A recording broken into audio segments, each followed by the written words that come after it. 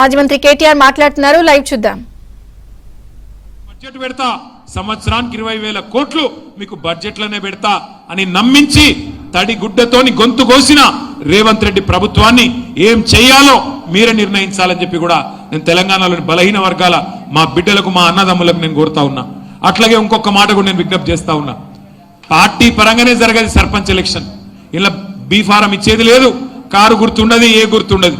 మరి అసొంటి ఎలక్షన్లనట సర్పంచ్ ఎన్నికల్లో ఇవాళ కొన్ని మండలాల్లో బీసీలకు రిజర్వేషన్ లేకుండా చేసిన దుర్మార్గులు ఇప్పుడే పల్లారాజేశ్వర రెడ్డి గారు చెప్తున్నారు. ఏ మండలం అది నువ్వు చెప్పింది?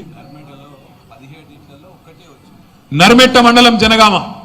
17 సర్పంచ్ 17 గ్రామ పంచాయతీలుంటే ఒక్కటి బీసీ రిజర్వేషన్.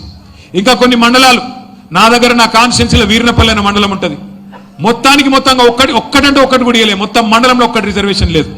మొత్తం తెలంగాణలో చాలా మండలాల్లో బీసీ రిజర్వేషన్ లేకుండా చేసి ఇవాళ మొత్తం 32 జిల్లాలు ఉండే తెలంగాణలో 23% 24% గతంలో ఉంటే ఈరోజు దాన్ని 17% తగ్గించి బీసీల సంఖ్య తగ్గించి సర్వే చేసి ఇవాళ రిజర్వేషన్లు తగ్గించి సిగ్గు లేకుండా రేవంత్ రెడ్డి మాట్లాడుతున్నాడు. నేను చీరిచ్చినా చీర కట్టుకోని కాంగ్రెస్ కోటైనరట. అంటే నువ్వు 1,00,00,000 మందిని కోటీశ్వరులు చేస్తా అనేది మర్చిపోవాలి. నెలకు ఇస్తానన్న 2,500 మర్చిపోవాలి. నువ్వు చేసిన మోసాలు మర్చిపోవాలి. నీ 6 గ్యారంటీలు మర్చిపోవాలి.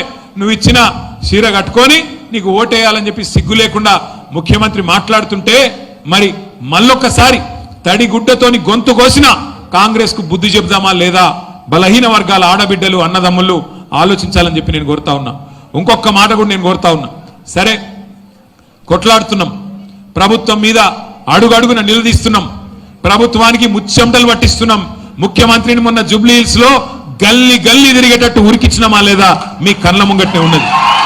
గల్లీ ముఖ్యమంత్రి ఆఖరికి దిగజారిపోయి ఒక ఉప ఎన్నికల్లో వారం రోజులు తిరిగిండు. యూసుఫ్ గూడల పాదయాత్ర చేసిండు.